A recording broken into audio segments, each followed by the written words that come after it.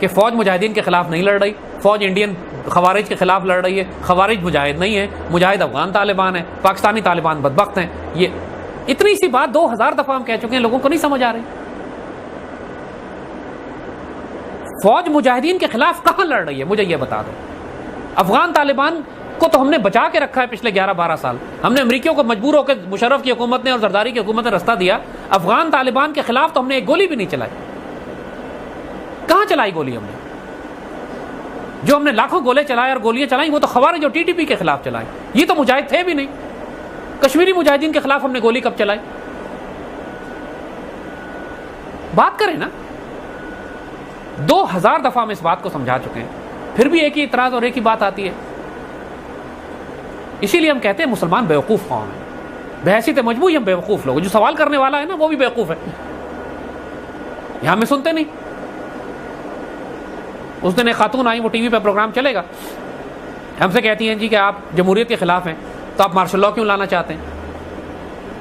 یعنی اس سے بڑی بیوقوفی کی بات ہم اور کیا کہہ سکتے ہیں کہ ہم سے بڑا مخالف مارشل لاء کا اس ملک میں کوئی نہیں ہے. ہم تو خلافت راشدہ کا نظام کہہ رہے ہیں. ہم نے کب کہا مارشل لاء لے کر آؤ ملک میں؟ پروپیگنڈا یہ چل رہا ہے کہ جناب یہ جمہوریت کے خلاف ہے، لہٰذا یہ مارشل لاء چاہتے ہیں.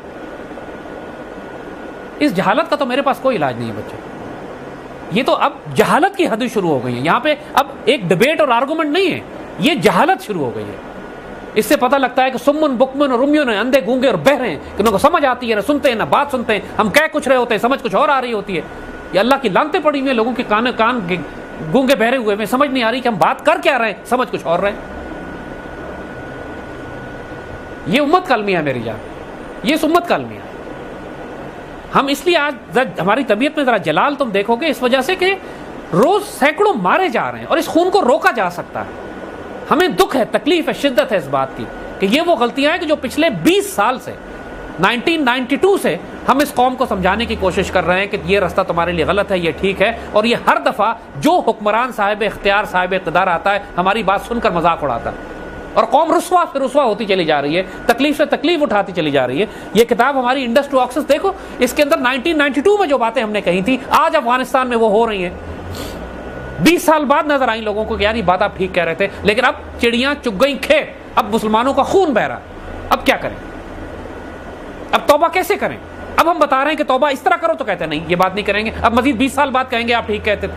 اس وقت تک 2 نسلیں اور تباہ ہو جائیں گی مسلمانوں کی. جو بات ہم کہہ رہے ہیں اس کے علاوہ کوئی حل ہی نہیں ہے. آپ جو سیاستدان ہو، جو دانشور ہو، جو سپریم کورٹ کا جج ہو، جو عدالتی جو علماء ہو، میڈیا ہو، سب کو بٹھا لیں، ان سے کہیں زید صاحب کی بات کو الگ کر دیں، اس کے علاوہ مسئلوں کا حل بتائیں. کوئی بیٹا حل بتا دے تو مجھے بتاؤ کہ دہشت گردی کیسے ختم ہوگی، سود اور ربا کا نظام، ملک کی معیشت کیسے ٹھیک ہوگی، ملک میں امن کیسے آئے گا، پاکستان ایک جدید ایک غیرت مند ایک مسلمان ملک کیسے بنے گا، مسلمان ملکوں کو اکٹھا کر کے ہم پورے خطے کے لیڈر کیسے بنیں گے. ان سے کو حل بتا دیں مسائل کا. یہ تو کرنا ہی نہیں چاہتے، ان کی فکروں میں یہ بات ہے ہی نہیں. یہ اتنے غلام لوگ ہیں، یہ سوچ ہی نہیں سکتے کہ پاکستان مسلمان ملکوں کو اکٹھا کر کے کبھی اس کی ہاں اور نہ میں دنیا کے فیصلے بھی ہو سکتے ہیں. یہ اتنے غلام لوگ ہیں.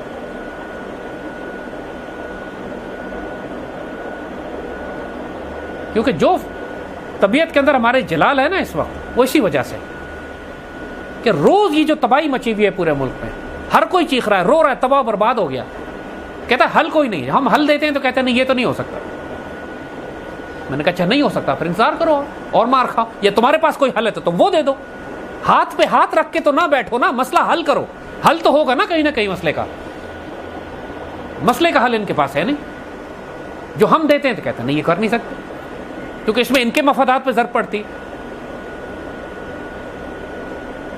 کرنا آخر میں وہی پڑے گا جو ہم کہہ رہے ہیں. اس پورے نظام کو فوج کے ذریعے تبدیل کرنا پڑے گا. اچھے لوگ لانے پڑیں گے جو ملک کے اندر آ کے خلافت راشدہ کا نظام لائیں. بس اور کوئی حل نہیں ہے. اس کے علاوہ جو مرضی حل کرتے رہے سوائے رسوائی کے، ایک دائرے کی شکل میں گھومتے رہیں گے، رسوا ہوتے رہیں گے، خون بہتا رہے گا، مرتے رہیں گے، تباہ ہوتے رہیں گے.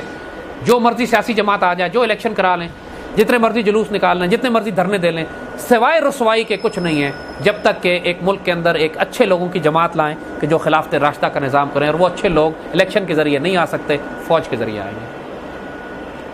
اگر نہیں لائیں گے تو عراق بنیں گے، لیبیا بنیں گے، سیریا بنیں گے، صومالیہ بنیں گے، ایتھوپیا بنیں گے. بات وہی کہی نا کہ دائرۃ السوء ہے، برائی کے دائرے میں پھنسے رہیں گے، رسوا ہوتے رہیں گے.